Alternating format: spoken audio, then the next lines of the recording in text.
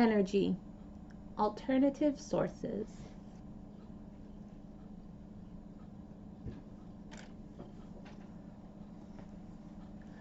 The world largely uses fossil fuels as the primary sources of energy. These are non-renewable resources, and that once they are consumed, they will not be regenerated in the human lifetime. However, alternative energy sources are mostly renewable. The exception is nuclear power.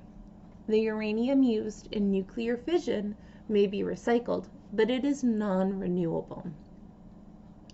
Currently, only 14% of global energy sources come from all known alternative energy sources.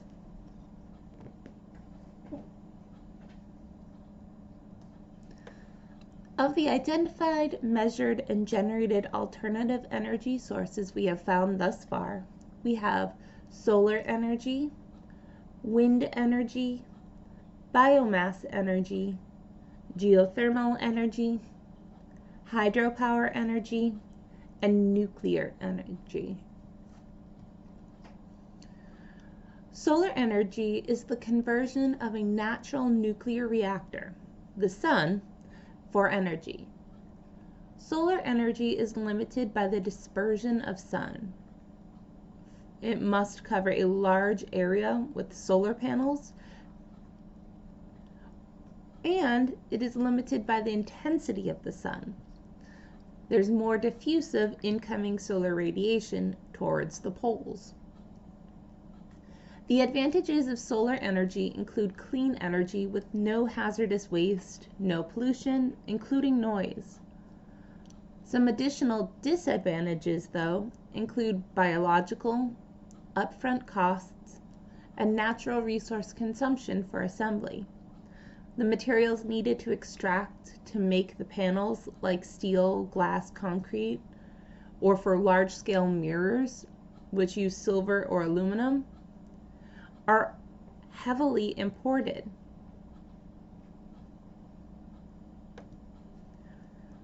Wind energy is the utilization of blowing wind.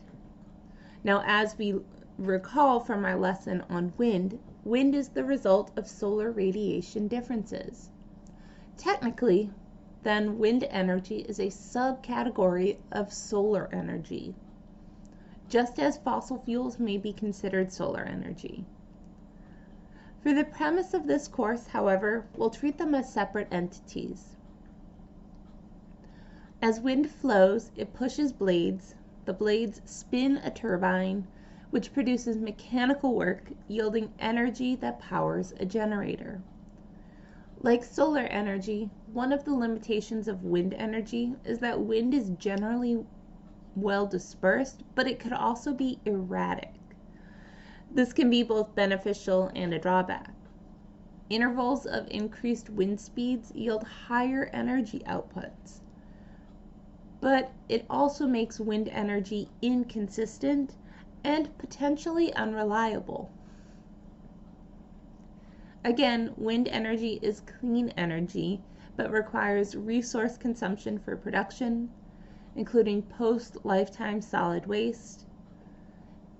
It can only be used to generate electricity currently, and it is unable to be stored and has biological impacts too. Biomass energy is generated by unfossilized fuels, fuel from modern plants. Again, this is a form of solar energy, as the energy stored in the organic compounds of plants and other once living organisms is combusted. One of the primary ways of generating biomass energy is through anaerobic digestion. Anaerobic digestion is where organic-rich materials are subjected to little to no oxygen environments. The organic material decomposes, producing methane gas that can be stored and used similar to natural gas from petroleum deposits. There are numerous other ways in which biomass energies can be produced and harnessed. But one of the largest limitations is the large volume of material needed for gas production, because not all materials have high energy yields, as well as longer periods of time for the energy to be generated and the raw materials to build, maintain, and operate the infrastructure. Geothermal energy is the utilization of groundwater that is heated by volcanism or the geothermal gradient. Hot water is extracted. The steam from the hot water is used to spin a turbine via mechanical work that produces energy to power a generator. The used water is funneled and injected back into the subsurface. The injection, like with fracking, often induces earthquakes.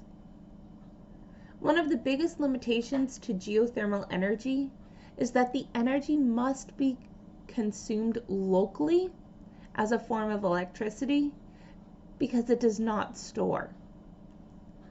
Additionally, geothermal energy is a short-term solution because the reinjection of cold water needs to reheat. But rocks have poor conductivity, so the rocks take longer periods of time to reheat. Hydropower energy is the harnessing of energy from flowing or falling water, whether this is anthropogenic via dams or tides or temperature differences. As flowing or falling water moves, it turns a turbine via mechanical work, producing energy which powers a generator. Hydropower is very clean, but it cannot be stored or transported and can only be used for electricity. Further, hydropower is dependent on water reserves, including the consistency of flowing water.